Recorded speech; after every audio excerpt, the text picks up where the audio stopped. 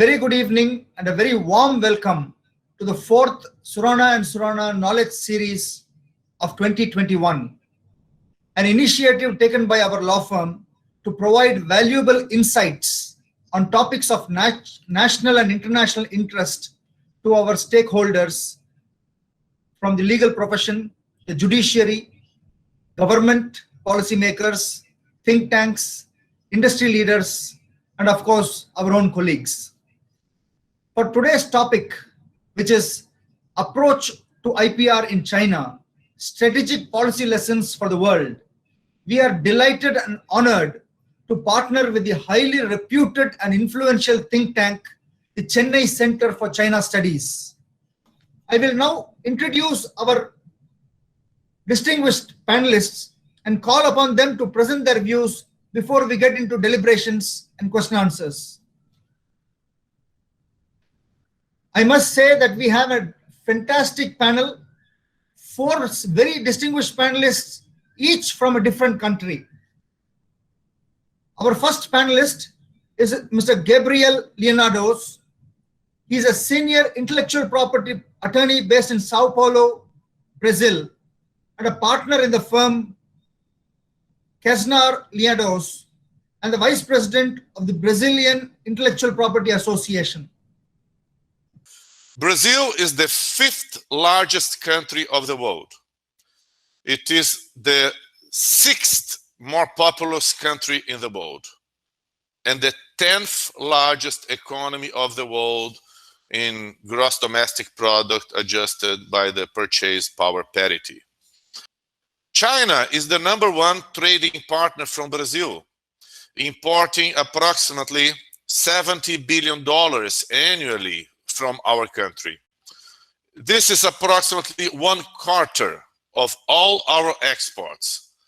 And China buys mainly iron ore, soybeans, sugar, and meat. The number of domestic patent applications in Brazil is extremely low, less than 5,000 patent applications annually filed by Brazilian companies. And over 80% of all patent applications filed with the Brazilian Patent Office are originated from abroad, mainly from the USA, Europe, and Japan. This is a major challenge that is now being addressed by the Brazilian government, but there is no easy solution, and there is certainly no quick solution. Brazil has many things in common with India and China, and a lot to learn from these two magnificent countries. Brazil manufactures locally in two large governmental laboratories, one in São Paulo and another one in Rio de Janeiro, vaccines from Sinovac with active ingredients imported from China, and also from AstraZeneca with active ingredients imported from India. I now call upon our next speaker, Ms. Caroline Berube. She is the managing partner of HJM Asia, a boutique law firm with offices in China and Singapore. A bit like what Dr. Surana mentioned, China joined the WTO a few years later than India. So in 2001, I was lucky enough to be there. And of course, all the law changed so much. So whatever I studied in the late 90s, of course, doesn't exist anymore, has been amended many, many times. I'm not sure if all attendees are trained lawyers or also business people, but from a legal perspective, it has been changing every year. And if we go to the slide, if someone can move the slide to the next one and make it a little bit bigger. And I like this slide because it just showed that as soon as China joined the WTO, they really went on to amend all their IP law. So you can see, like trademark law was amended. It was set up in 1983. Most of them were in the 90s or the 80s. But as soon as they signed they joined the WTO, China made a special effort to amend their IP law. So each of the law, if you look at each of them, trademark law, copyright law, and patent law were amended in 2001. Now, if we look at the next slide, which is more like on the international level, and to compare whether, you know, like whether China is in line with other countries, yes, they are. You know, they signed the TRIP agreement, they signed the Paris Convention, the Madrid Agreement, the patent, the PCT, the Nice Agreement. And if you go to the next slide, I tried to make a chart, which was very, can we move to the next one?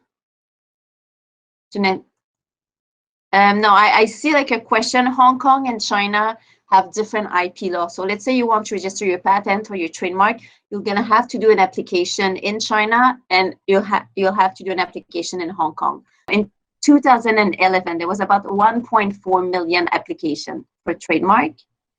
In 2009, so 8 years later, there was 7.8 million trademark application. You know, this is huge. It's a huge, huge, huge increase. If you look at invention, if we move to the next section, which is more patent, invention, utility, model, and design, you can also see the trend. This trend has not been as steep and increase as steeply as the trademark, but you can still see an increase. For example, for the invention, about 500,000 to 1.4 million. For the utility model, we went from about 600,000 to 2.2 million application. So you can see that people are considering China, and they do want to protect their IP. It's something that is important. I would next call upon our colleague from Taipei, Taiwan, Mr. Roy Feng, who is the co-managing partner of Zhong Yin Law Firm. Mr. Feng has a bachelor's in law and a master's in law from the National Taiwan University, and a second master's in law from the Northwestern University, United States. First of all, I believe sharing the same culture, I believe the first aspect they can be so successful is because they have the ability of self-upgrading. The world has seen China's ability in various aspects, picking up in economics, technology related, and IP development is definitely one of them. Although the policy seems to be shifting a little bit, we have seen China being very open-minded to every part of the world for decades and decades. China gradually lifted its entry barriers to the world, promulgated new foreign investment laws and IP laws and regulations, and evolving themselves in the IP legal system, just like Caroline just mentioned. And they move away from total protectionism and all that. I believe every piece of this showing that China has the ability to be one of the top successful countries, especially in the IP and technology in the world.